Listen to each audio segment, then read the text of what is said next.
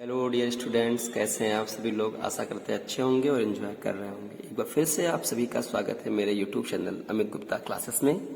और आज हम बात करने वाले हैं क्लास 10 के उन विद्यार्थियों से जिनका अभी हाल ही में 21 मार्च को मैथ्स का पेपर था, और खासकर वे विद्यार्थी जिन्होंने मैथमेटिक बेसिक ले रखा था अपने सब्जेक्ट में, और जिनको भी एग्जाम में सेट 1 पेपर मिला था मैथमेटिक बेसिक का, उन सभी विद्यार्थियों के लिए वीडियो खास होने वाला है, क्योंकि अभी हम डिस्कस करने वाले हैं इस वीडियो में इसके सेकंड पार्ट यानी सेक्शन बी, सेक्शन सी और सेक्शन डी के सभी क्वेश्चन जो आपके पेपर में आए थे, उन सभी का मैं आपको सोल्यूशन प्रोवाइड कराने वाला हूं। तो लास्ट तक बने रहिएगा, वीडियो को देखिएगा और अपने आंसर को मैच कर लीजिएगा।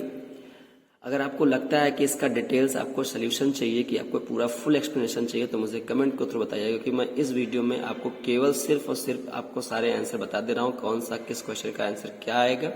तो आप लोग आंसर मैच कर लीजिए, और अगर आपको लगता है कि उसका फुल एक्सप्लेनेशन चाहिए तो मुझे कमेंट के थ्रू बताइएगा। मैं उसका एक डिटेल्स में वीडियो बना दूंगा। थोड़ा सा वीडियो लॉन्ग होगा, लेकिन वो क्योंकि इसमें मैं शॉर्ट में ही आपको बता रहा हूँ कि बहुत सारे बच्चों को ऐसा लगता है कि समय ज़्यादा वेस्ट हो जाता है वीडियोस को देखने में, तो हमने इसलिए कहा कि छोटे वीडियोस में ही आपको सारा कवर करा दिया जाए।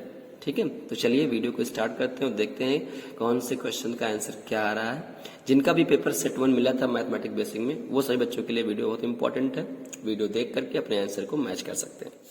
चलिए, तो अगर मैं सेक्शन बी की बात करूं बच्चों, सेक्शन बी 20 क्वेश्चन मैंने ओवरऑल इसके बता ही दिए थे सेट 1 के। पार्ट 1 में अगर आप लोगों ने नहीं देखा है तो वीडियो में अमित गुप्ता क्लास को सर्च करें यूट्यूब पर।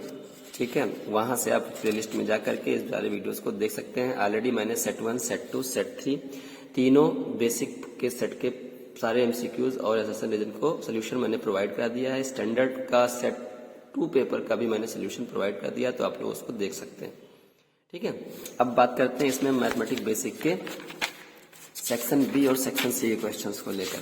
चलिए पहले सेक्शन बी हम डिस्कस कर लेते। देखिए, मैंने इसको ऑलरेडी सॉल्व कर रखा है, फिर भी आप लोगों को लगता है कि इसको सोल्यूशन चाहिए इसका, तो मुझे बताइएगा, मैं इसका भी सोल्यूशन आपको डिटेल्स में प्रोवाइड कर दूंगा। देखिए, पहला क्वेश्चन क्या कह रहा है बच्चों, कह रहा है कि find the coordinate of the point which divide the line segment joining the point 7, -1 and -3, 4 internally in the ratio 2:3। बहुत आसान सा क्वेश्चन है बच्चों। आपको सेक्शन फार्मूला लगाना है इंटरनली।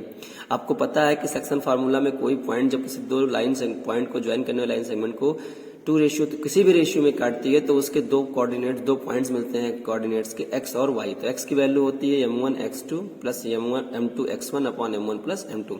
उस पर जब रखोगे तो x की वैल्यू आपको क्या मिलेगा, 3 मिलेगा, और जब y पे रखोगे तो y की वैल्यू क्या मिलेगा। तो इसका जो सही आंसर है x इज 3 और y इज 1।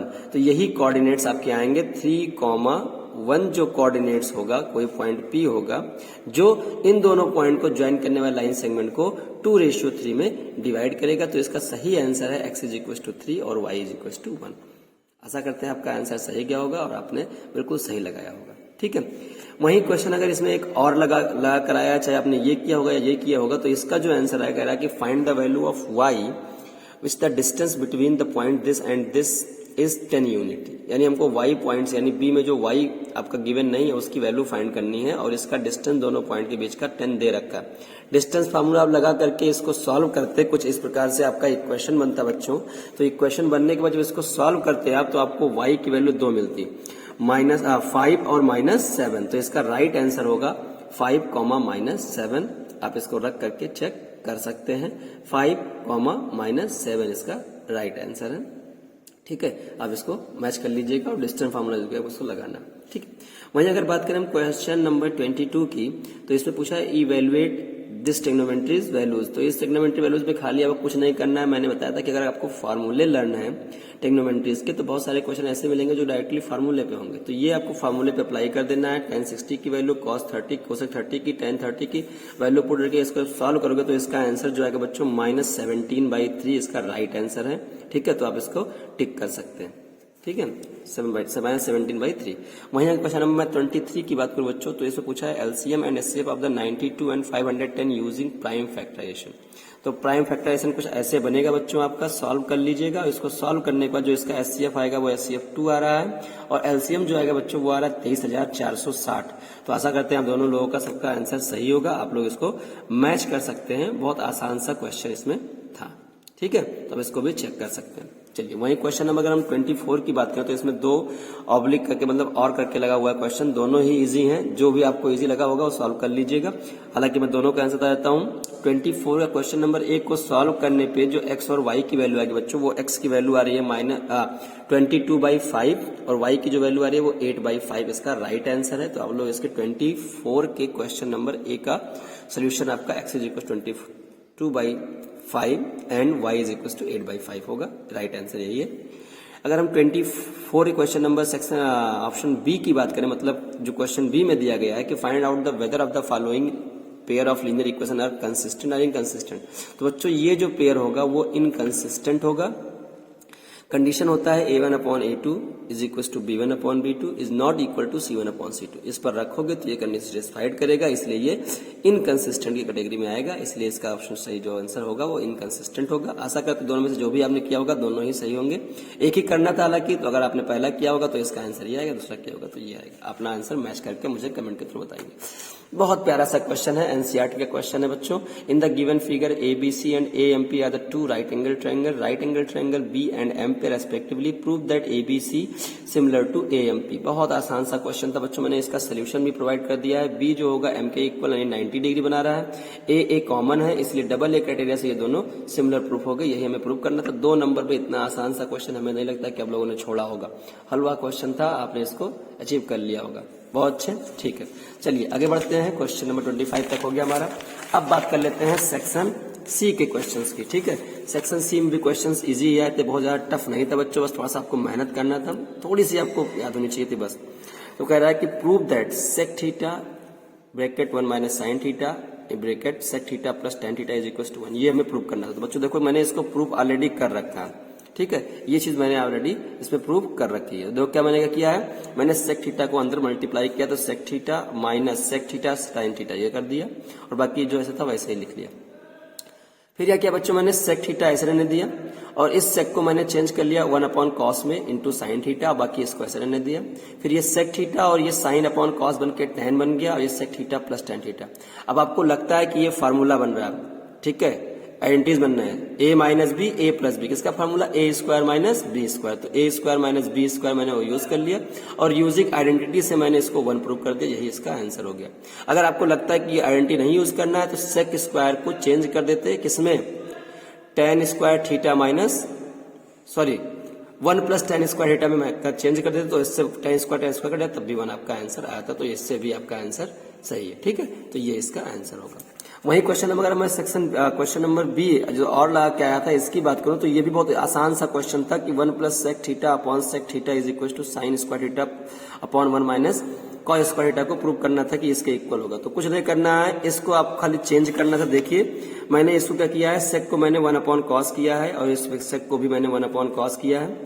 फिर मैंने एलसीएम लिया तो cos बन जा cos प्लस 1, तो cos plus 1 theta upon cos theta ऐसे ही रहेगा।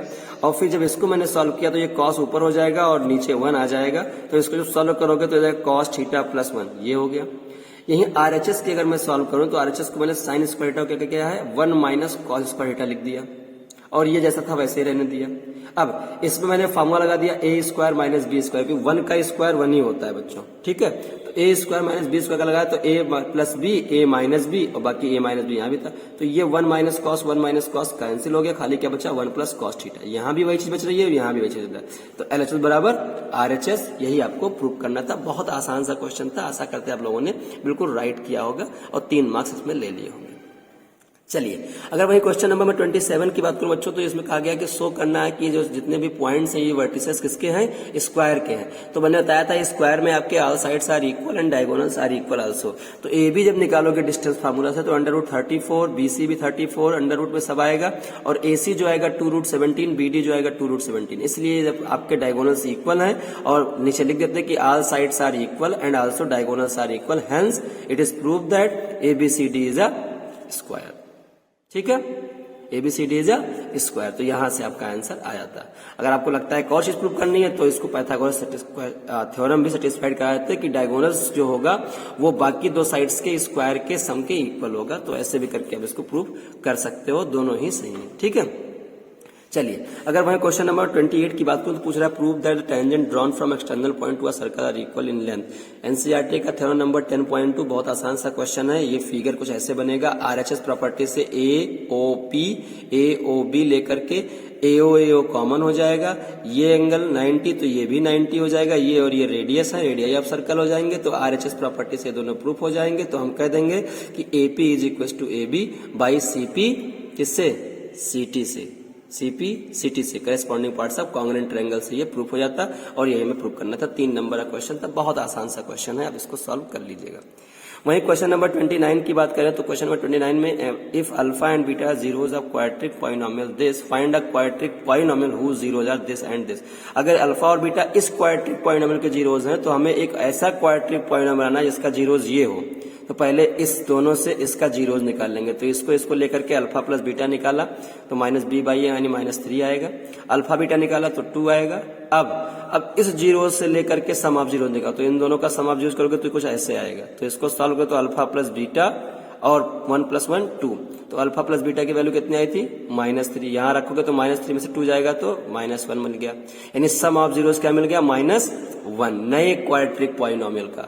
वहीं अगर इसका हम प्रोडक्ट निकाले तो कुछ ऐसे आपका आएगा सॉल्व करने पे, तो अल्फा बीटा की वैल्यू 2 थी, अल्फा प्लस बीटा -3 था और +1, तो 2 1 3 और 3 में 3 गया तो 0, तो इसका आंसर आ जाएगा 0।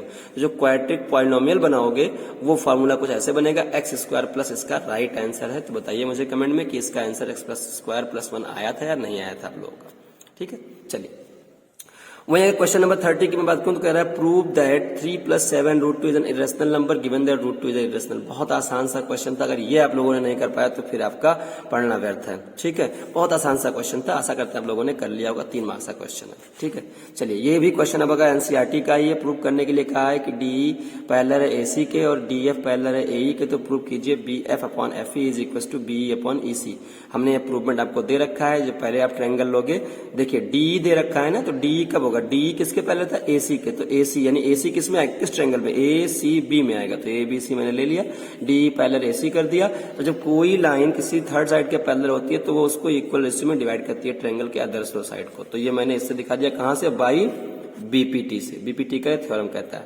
फिर अगला ट्रायंगल क्या लोगे, ABE लोगे, कि डीएफ जो है वो AE के पैरेलल है, तो AE से कौन ट्रायंगल बनेगा, ABE बनेगा। तो यहां से मैंने इसको लेकर के डीएफ पैरेलल था AE के, तो यहां से बाकी 2 साइड भी पैरेलल होंगे, तो इसको बाई बीपीटी से मैंने इसको भी दिखा दिया।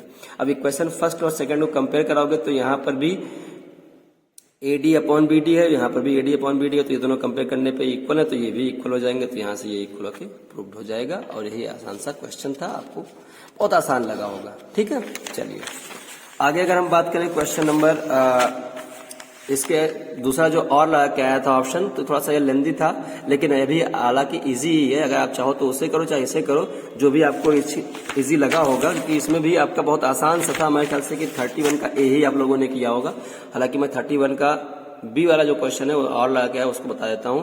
इसमें प्रूव करना है कि अगर कोई diagonal ABCD intersect is at point O और सच दैट ये हमें गिवन हो, तो प्रूव करना था कि ABCD क्या होगा, ट्रिपेजियम होगा।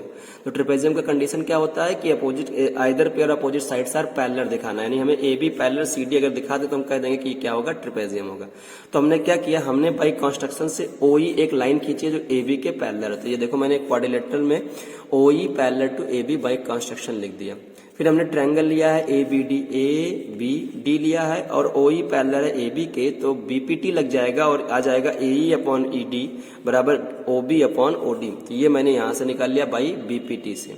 ठीक है, लेकिन हमें गिवन क्या था, OA/OB is equal to CO/CD। तो CO इधर ले आएंगे और BO उधर ले जाएंगे, तो मैंने इस चीज को ऐसे भी लिख दिया, ये गिवन था। ठीक है, अब मैंने जब इक्वेशन यहाँ पर सेकंड और थर्ड को जब कंपेयर कराया तो यहाँ पर भी वो BO/OD है, यहाँ भी BO/OD है, तो ये जब कंपेयर होकर इक्वल हो गया तो ये वाला और ये वाला भी आपस में इक्वल हो जाएगा। तो यहाँ से मैंने इसको प्रूव कर दिया, इक्वेशन नंबर 4 मान लिया। फिर मैंने ट्रायंगल कौन सा लिया है, ADC ट्रायंगल लिया और OE जो है ये आपको मैं लाइन खींचा तो इसमें जब देखा तो मैंने इसको जो है इक्वल पार्ट में डिवाइड कर रहा है, मैंने अभी एबव प्रूव किया है। तो जब ये इक्वल पार्ट में डिवाइड कर रहा है तो कन्वर्स ऑफ बीपीटी लग जाएगा, तो इसका मतलब ये ओई जो होगा वो इसके पैरेलल होगा सीडी के, तो मैंने इसको कन्वर्स ऑफ बीपीटी से ये प्रूव कर दिया। अब जब ये इसके प्रूफ हो गया इक्वेशन 5 और इक्वेशन फर्स्ट को जब मैंने कंपेयर कराया यहाँ पर तो हमें क्या मिला, OE parallel to AB by construction से आया था और OE parallel to CD above prove किया अभी मैंने यहाँ पर। तो ये दोनों जब आपस में इक्वल है तो ये भी इक्वल होगा, तो यहाँ से ए बी पैरेलल क्या आ गया CD। और जब कोई दो आइदर पेयर अपोजिट साइड सारे पैरेलल हो जाते हैं तो ये जो क्वाड्रेटल होगा वो क्या कहलाएगा, ट्रेपेजियम कहलाएगा। यही हमको प्रूव करना था। ठीक है, तो इस तरीके से मैंने सेक्शन सी के भी सारे क्वेश्चन आपको बता दिए हैं। ठीक है, अब लास्ट जो सेक्शन है सेक्शन डी, क्योंकि थोड़ा वीडियो लंबा हो जाएगा इसलिए इसको मैं नेक्स्ट पार्ट में आपको बताऊंगा। थर्ड पार्ट भी इसका जल्दी आपको अपलोड कर दूंगा, आप इसके बाकी क्वेश्चंस का भी आंसर मैच कर सकते हैं। तब तक आप सेक्शन बी और सेक्शन सी के क्वेश्चंस कितने आपके सही गए मुझे कमेंट के थ्रू बताइए और मिलते हैं नेक्स्ट पार्ट में आपको जल्दी। Thank you.